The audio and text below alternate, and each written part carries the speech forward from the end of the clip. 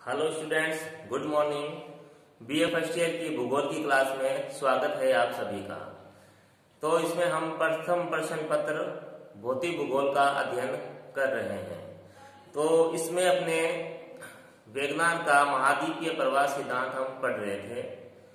इस सिद्धांत का के बारे में यह था कि जो महाद्वीप है वो पहले आपस में जुड़े हुए थे, जिसे पेंजिया नाम दिया गया था, और उसके चारों तरफ एक जलीय भाग था जिसे पेंथालासा नाम दिया गया था।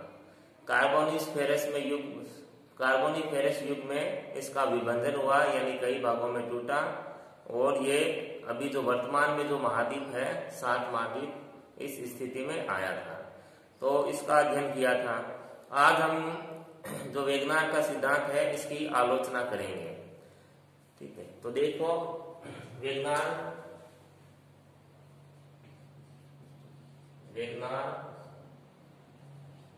के सिद्धांत की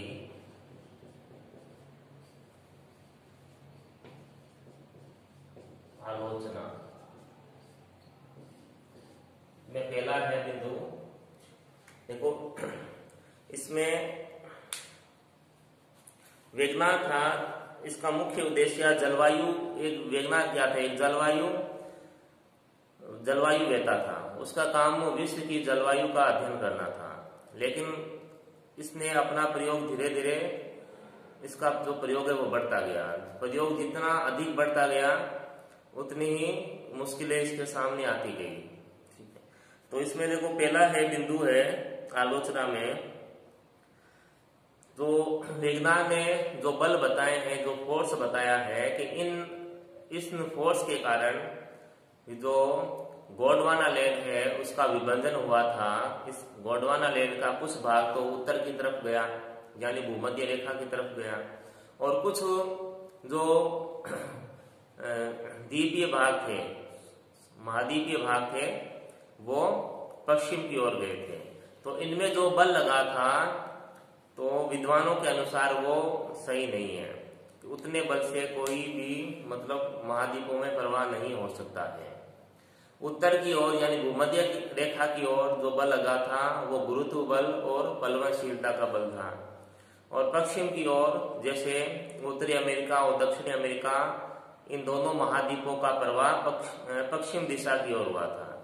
तो पश्चिम दिशा की ओर सूर्य और चंद्रमा का ज्वारीय बल लगा था। तो विद्वानों ने कहा यह गलत है, इनके ये जो फोर्स है इनके द्वारा इनमें मूवमेंट नहीं हो सकता है। दूसरा बिंदु था विज्ञान का आलोचना में, दूसरा है बिंदु कि विज्ञान ने क्या हुआ, पहले तो ये बताया जैसे सियाल है वो सीमा पर तैर रही है। ठीक है, बाद में आगे जाके अपने ही सिद्धांत में विज्ञान ने कहा कि जो सीमा है वो सियाल को तैरने में दिक्कत कर रही है, यानी रुकावट पैदा कर रही है। यानी एक ही सिद्धांत में अपने उसने दो बातें कह दी। एक तो कह दी कि सियाल है जो सीमा पे बिना रुकावट के तैर रही है। आगे जाके ये बोल दिया कि जो सीमा है सियाल को तैरने में रुकावट पैदा कर रही है। तो ये विरोधाभासी बात होगी। जो थर्ड पॉइंट है इसमें, विज्ञान ने जो कहा है, जो जैसे यूरोप और अफ्रीका, उत्तरी अमेरिका और दक्षिण अमेरिका, ये आपस में किसी समय जुड़े हुए थे। तो अगर ये बात भी एकदम से सही साबित नहीं होती, क्योंकि अगर उनको जोड़ा जाता है तो वो सही पूर्णतया नहीं जुड़ते हैं, कुछ उनमें अंतर रहता है। जैसे विज्ञान कह रहा है उस हिसाब से ये जुड़ नहीं सकते कि एकदम ये फिट हो जाए, वैसा संभव नहीं है। कुछ इनमें दूरी रहती है, कुछ गैप रहता है। फिर जो अगला बिंदु है, अंतिम बिंदु है इसका, जो विज्ञान ने महाद्वीपों के प्रवाह की दिशा तथा तिथि पर अच्छी तरह प्रकाश नहीं डाला। यानी विज्ञान ने कहा है महाद्वीपों का प्रवाह हुआ है, ठीक है, तो उसका क्या समय था, क्या दिशा क्या रही होगी, इस पर विज्ञान ने कोई प्रकाश नहीं डाला। यानी ये जो बात है विज्ञान बता नहीं पाया। और दूसरा ये है कि जो कार्बोनिफेरस युग से पहले जो पेंजिया था किस बल के द्वारा स्थिर था। वेगनार ने कहा जो पेंजिया है इसका जो विभाजन या विभंजन है वो कार्बोनिफेरस युग में हुआ है, ठीक है।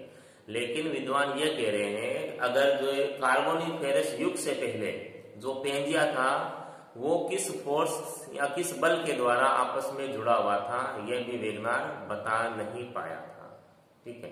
तो ये थी वेगनार के जो सिद्धांत है उसकी आलोचनाएं थी।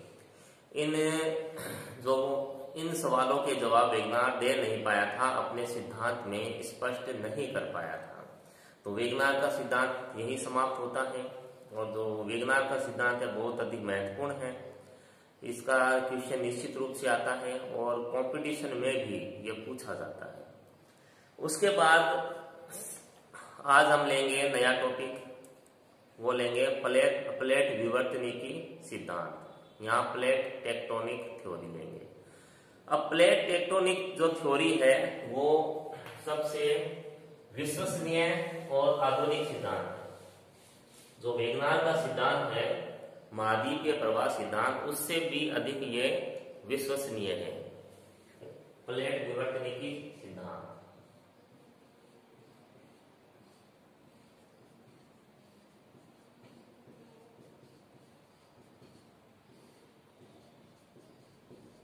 प्लेट विवर्तनिकी सिद्धांत या प्लेट टेक्टोनिक थ्योरी।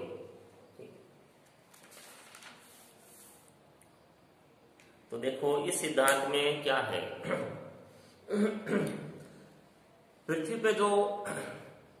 पृथ्वी को इसके अंदर प्लेटों में विभाजित किया हुआ है। जितने महाद्वीप है और कुछ सागरीय भाग है उनको प्लेट माना गया। प्लेट कहते हैं स्थलीय दृढ़ भूभाग को इस प्लेट कहते हैं, ठीक है।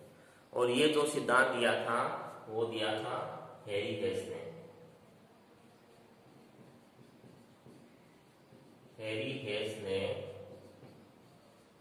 यह सिद्धांत दिया था।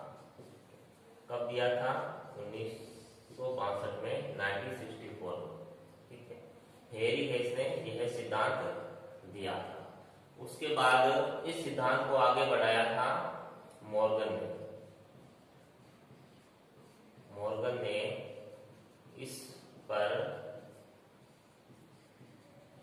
विस्तृत अध्ययन किया था।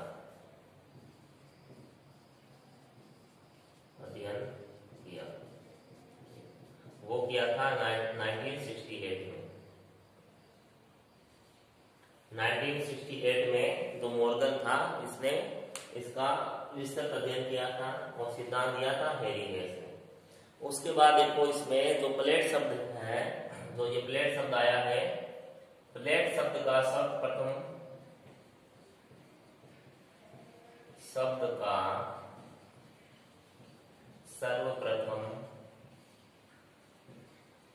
उपयोग, यानी सबसे पहले जो प्लेट शब्द दिया था वो विल्सन ने दिया था।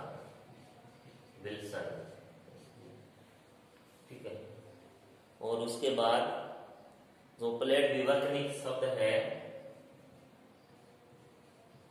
प्लेट विवर्तनिक, यहाँ प्लेट टेक्टोनिक जो शब्द है, प्लेट विवर्तनिक शब्द का सर्वप्रथम प्रयोग मॉर्गन ने किया था, ठीक है। ये महत्वपूर्ण है, ठीक है। सिद्धांत किसने दिया? प्लेट टेक्टोनिक का हैरी हेस ने 1962 में दिया था, ठीक है, 1962 में। और मॉर्गन ने इस पर विस्तृत अध्ययन किया था, ठीक है। कब किया था? 1968 में। जो प्लेट शब्द है वो दिया था सबसे पहले विल्सन ने, और जो प्लेट विवर्तनिकी जो शब्द है वो सबसे पहले दिया था मॉर्गन ने, ठीक है। ये महत्वपूर्ण बिंदु है। अब देखो सिद्धांत किस पे आधारित था। ये देखो सिद्धांत एक तो था महाद्वीपीय प्रवाह पर, ठीक, महाद्वीपीय प्रवाह। दूसरा है महासागरीय महासागरीय तली का प्रसार, तली का प्रसार। थर्ड था इसमें वलित पर्वत, वलित पर्वत। तो ये जो सिद्धांत है इन तीनों की व्याख्या करता है, महाद्वीपीय प्रवाह की भी करता है, महासागरीय तली है जो तल होता महासागर का उसके प्रसार का भी, और जो वलित पर्वत है गोल्डन माउंटेन है जैसे हिमालय है, हिमालय है भारत में, और उत्तरी अमेरिका में ये रॉकीज है, उसके बाद दक्षिणी अमेरिका में एंडीज पर्वतमाला है। इनका जो वलित पर्वत है इनका ये इन पे ये प्रकाश डालता है कि किस तरह कैसे बने हैं। ठीक है, अब प्लेट देखो, प्लेटें सागरीय और महाद्वीपीय दो तरह की प्लेटें होती हैं। विद्वान का यह कहना है ये जो प्लेटें हैं ये मोहगत होती है, ये गतिशील है, ये प्लेटें एक जगह से दूसरी जगह इनमें गति होती है।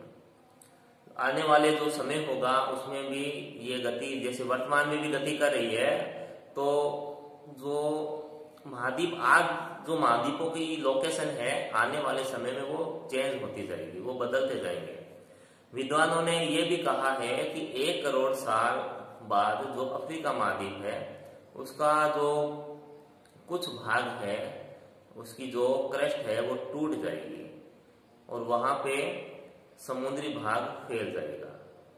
ठीक है, आने वाले समय में वो भाग अफ्रीका महाद्वीप कुछ डैमेज होगा। ठीक है, तो इसी का हम अध्ययन करते हैं। अब जैसे जो प्लेटें हैं देखो, मॉर्गन ने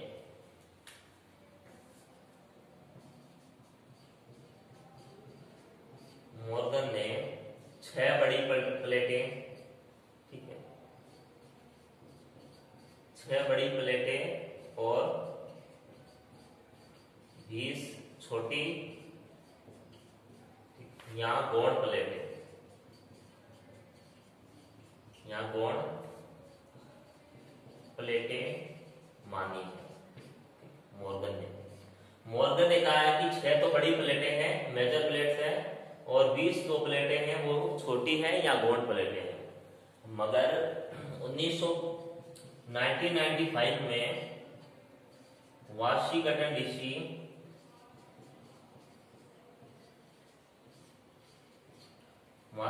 डीसी में जो भौगोलिक संस्थान है वहां पर उसने कहा था कि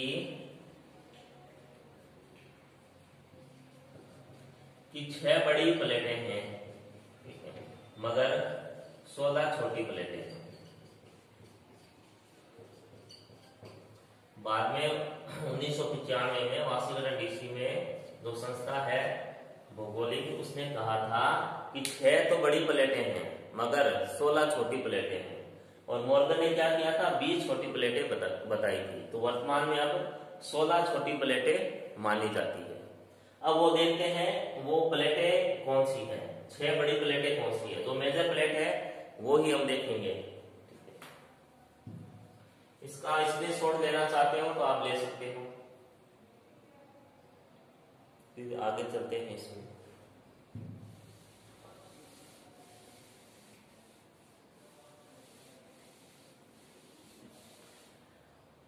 देखो मैंने आपको कहा था जो प्लेटें हैं वो देखो सागरीय प्लेट है,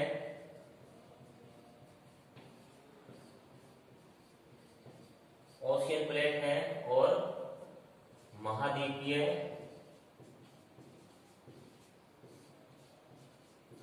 प्लेटें हैं, ठीक है, कॉन्टिनेंटल प्लेट और ओशियन प्लेट है। अब देखो सागरीय प्लेट में कौन सी प्लेटें आ रही है, पहले तो है प्रशांत प्लेट, ठीक है, जो प्रशांत महासागर है वो प्लेट है प्रशांत प्लेट, ठीक है, तो ये महासागरीय प्लेट है, पता है आपको। दूसरी जो प्लेट आती है इसमें Indo Australian,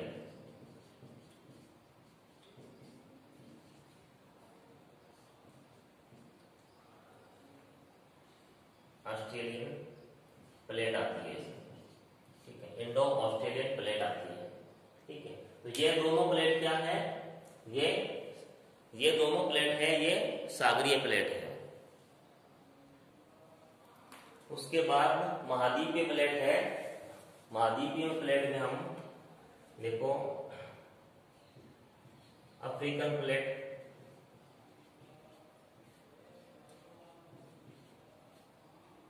second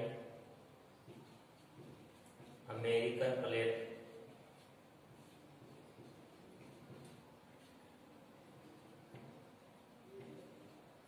Antarctic plate,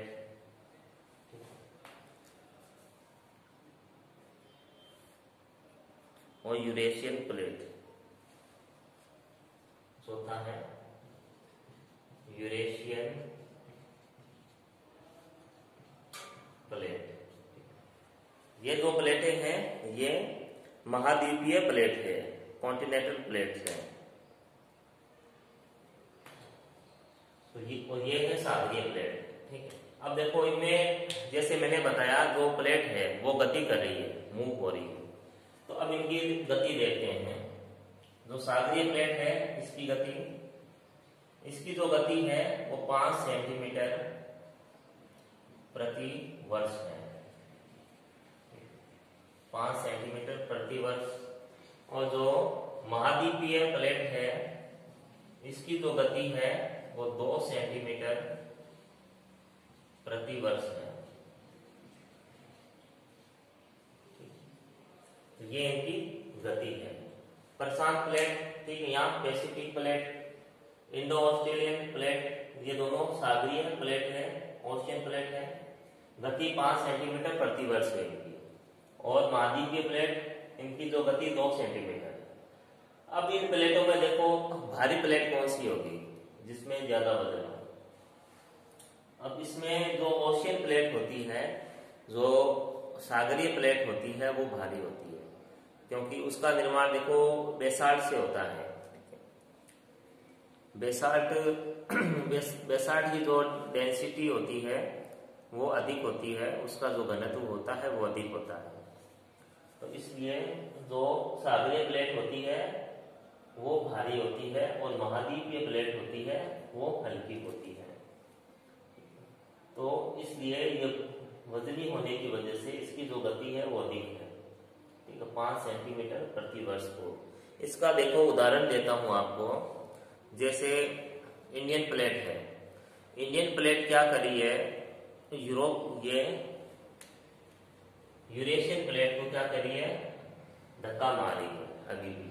जैसे हिमालय का जो निर्माण हुआ था, ठीक है, इंडो ऑस्ट्रेलियन प्लेट मूव कहाँ हो रही थी, उत्तर पूर्व की ओर, ठीक है, उत्तर पूर्व की ओर ये मूव हो रही थी। तो इसने क्या किया, यूरेशियन प्लेट और इंडो प्लेट आपस में टकराई। मगर जो इंडो ऑस्ट्रेलियन प्लेट क्या है, सागरीय प्लेट है, ठीक है। और जब भी हल्की प्लेट और भारी प्लेट आपस में जब टकराती है तो भारी प्लेट नीचे धंस जाती है और हल्की प्लेट उसके ऊपर आ जाती है।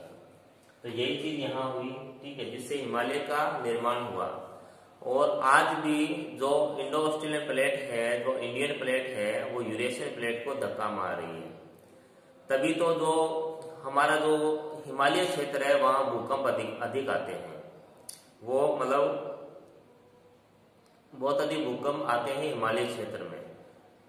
उसके बाद जो माउंट एवरेस्ट है, जो कि विश्व की सबसे ऊंची चोटी है, उसकी हाइट भी बढ़ रही है, क्योंकि ये इसको धक्का मारी जा रही है और इसकी हाइट बढ़ती जा रही है। तो सबसे अधिक भूकंप यहाँ आते हैं, यानी हलचल अभी भी यहाँ हो रही है, जिस वजह से हिमालय क्षेत्र में भूकंप अधिक आते हैं, ठीक है। उसके बाद देखो जो प्लेट होते हैं, इनके जो किनारे होते हैं वो महत्वपूर्ण होते हैं। जो प्लेटों के जो किनारे होते हैं वो ही अध्ययन के सबसे लिए महत्वपूर्ण होते हैं, क्योंकि प्लेट के किनारों पे ही भूकंप, ज्वालामुखी और विवर्तनीय क्रियाएं होती हैं।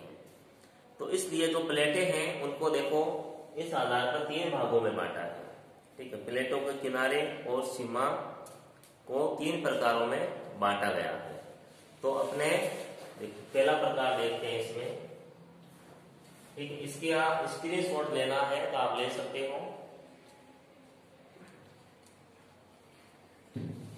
ठीक है।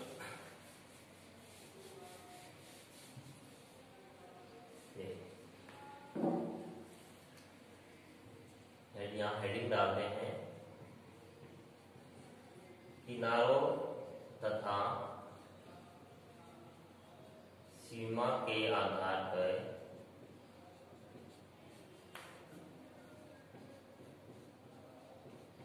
प्लेटों को 3 भागों में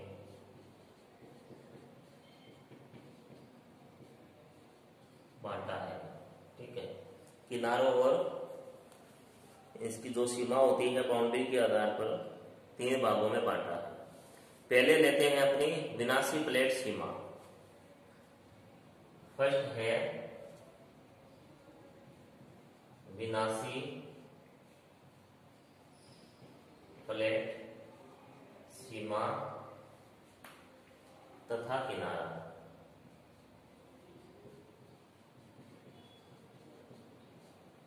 इसको देखो इसमें क्या होता है, विनाशी प्लेट है इसका नाम, यानी विनाश होता है।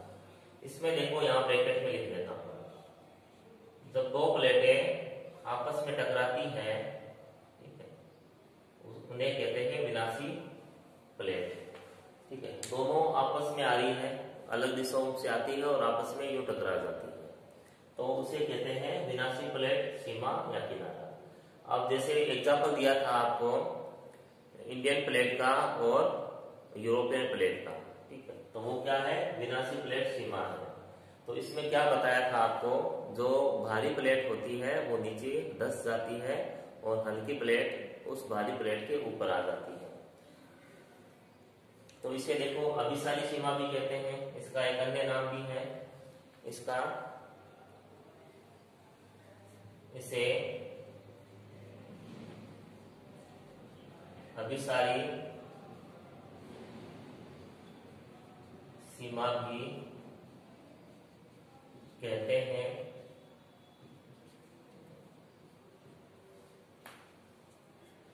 इसमें 2 प्लेटें आमने सामने अभिसरित होती है, इसमें 2 प्लेटें आमने सामने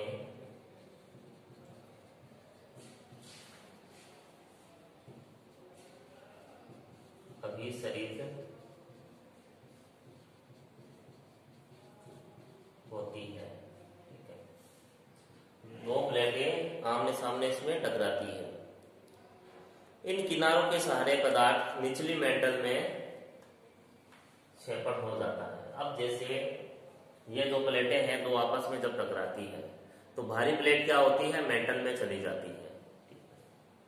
तो इसमें देखो सीधा ही लिख देता हूं, भारी प्लेट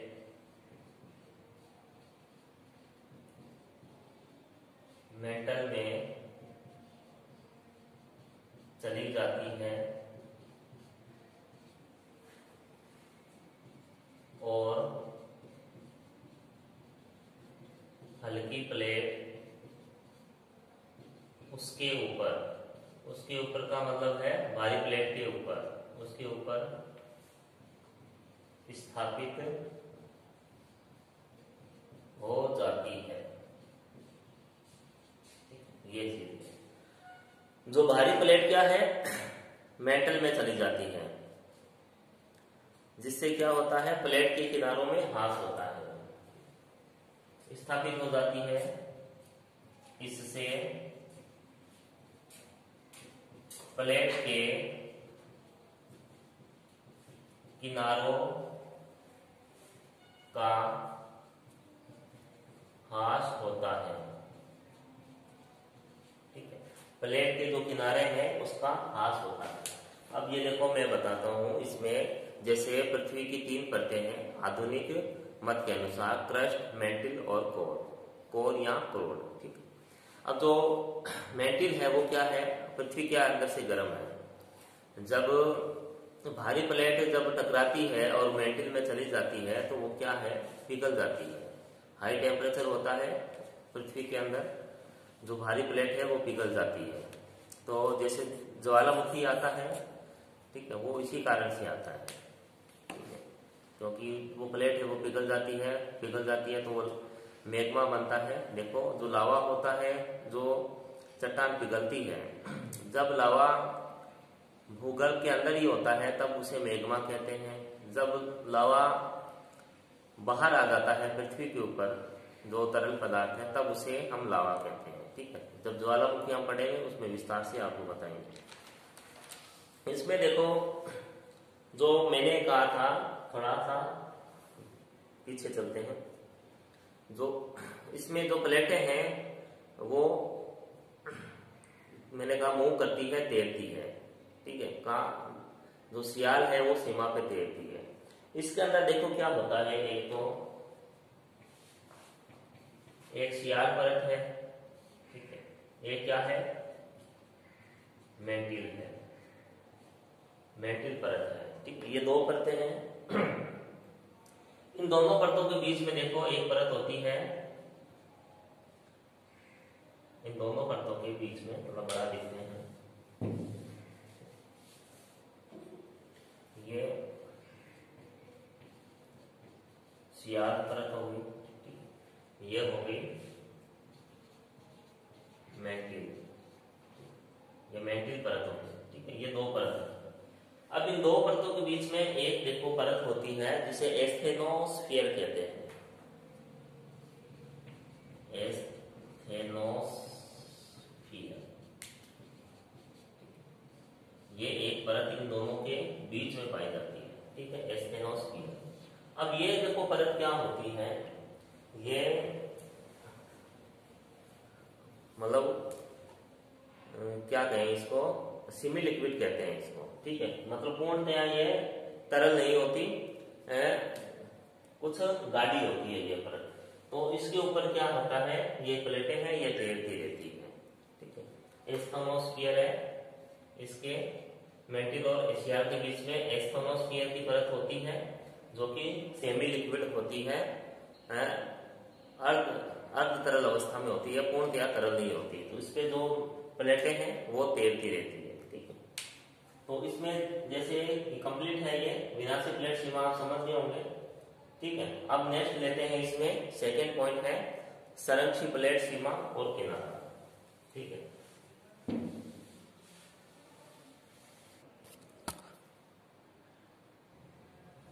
अब नेक्स्ट लेते हैं संरक्षी प्लेट सीमा तथा किनारा। देखो इसमें क्या होता है, दो प्लेटें अगल बगल से निकल जाती है, ठीक है, एक इस तरीके से और इस तरीके से, ठीक है। दोनों मतलब जो प्लेटें होती हैं वो यूं ऐसे पास से निकल जाती है, ठीक है। तो इसे संरक्षी प्लेट सीमा कहते हैं, ठीक है। तो जब ये पास से निकलती है तो किसी भी तरह का कोई नुकसान नहीं होता है, क्रस्ट को कोई नुकसान नहीं होता है, इसलिए इसे संरक्षी प्लेट सीमा कहते हैं। इसमें देखो, इसमें दो प्लेटें अगल बगल से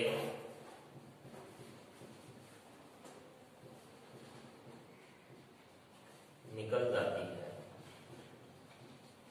ठीक है, निकल जाती है। लेकिन इससे क्या होता है, जिससे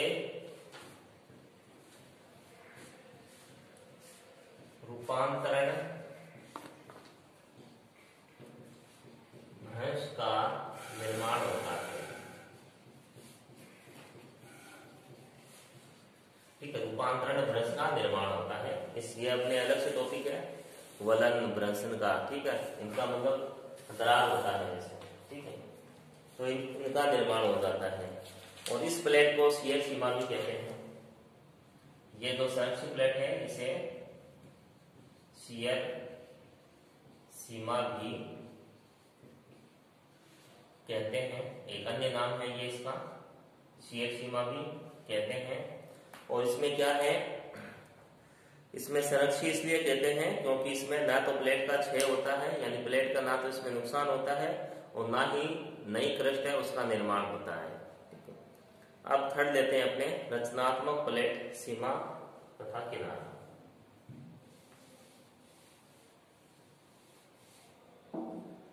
थर्ड और अंतिम बिंदु है रचनात्मक प्लेट सीमा तथा किनारा।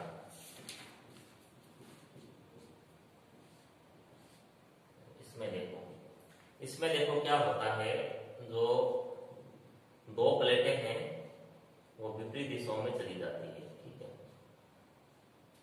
ये देखो एक इस तरफ चली जाती है और एक इस तरफ चली जाती है। ठीक है, दोनों तरफ चली गई लेकिन बीच में क्या फिर गैप हो गया। ठीक है, तो इसे रचनात्मक प्लेट सीमा कहते हैं। इसके द्वारा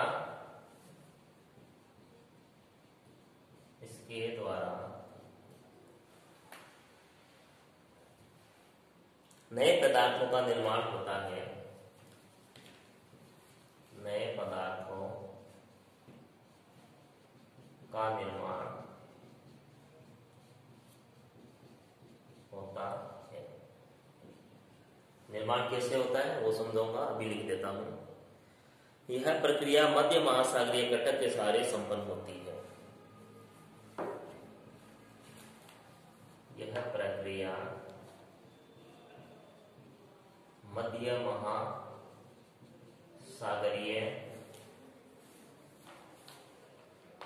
घटक के सहारे होती है। मध्य महासागरीय घटक है, इसका भी बताऊंगा। जहां दो प्लेटें विपरीत दिशाओं में अपसरित होती है, इसे अपसरित प्लेट सीमा भी कहते हैं। अब देखो, इसे अपसरित प्लेट सीमा भी कहते हैं।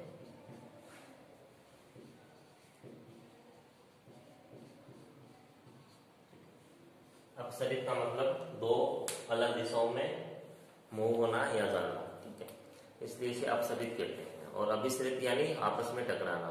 ठीक है, अब इसमें देखो नए पदार्थों का निर्माण होता है।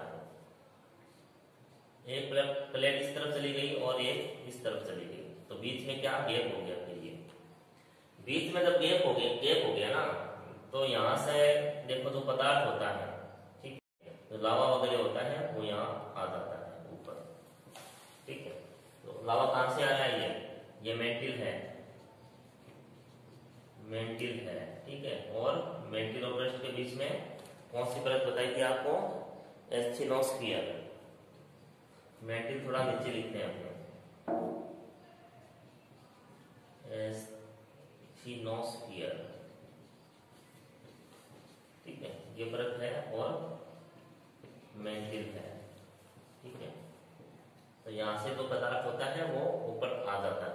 ठीक है, इसलिए इनका निर्माण होता है नए पदार्थों का। कारण है नए पदार्थों का निर्माण हो रहा था। नए पदार्थों का निर्माण का मतलब यहाँ क्या है, क्रस्ट है ऊपरी भाग में, यानी क्रस्ट का निर्माण इसमें होता है। ठीक है, इसलिए इसे रचनात्मक प्लेट कहते हैं, यानी किसी चीज की रचना होती है नई चीज की। ठीक है, तो ये था। और ये देखो मध्य महासागरीय घटक। देखो घटक क्या होते हैं, महासागरों में पर्वतीय भाग होते हैं। ठीक है, उनको घटक कहते हैं। और मध्य महासागरीय आया है, इस जो मध्य महासागरीय है घटक है ये देखो, जो अटलांटिक महासागर है, अटलांटिक महासागर या अंध महासागर। ठीक है, उसमें महासागरीय मध्य महासागरीय घटक है, तो उसमें यह चीज होती रहती है, नया पदार्थ बनता रहता है और वो दूर जाता रहता है। ठीक है, ये तो थी चीज। इसमें देखो जो मैंने कहा, जो महासागरीय प्लेट है वो 5 सेंटीमीटर प्रतिवर्ष गति कर रही है, तो इसमें गति कर रही है। और जो उत्तरी अमेरिका और दक्षिणी अमेरिका है वो भी गति कर रहे हैं। तो जो प्रशांत महासागर है उसका आकार कुछ छोटा हो रहा है, वो सिकुड़ रहा है। क्योंकि जो महाद्वीपीय प्लेट है वो उस पर प्रेशर डाल रही है, उसकी तरफ खिसक रही है। ठीक है, इसलिए जो अटलांटिक महासागर है वो फैल रहा है, क्योंकि जो उत्तरी अमेरिका पश्चिम की ओर खिसक रहा है, तो अटलांटिक महासागर है वो फैल रहा है, और हिंद महासागर है वो भी फैल रहा है। तो ये था देखो प्लेट टेक्टोनिक। ठीक है, आज इतना ही कराएंगे। तब तक घर पे रहें, स्वस्थ रहें। धन्यवाद।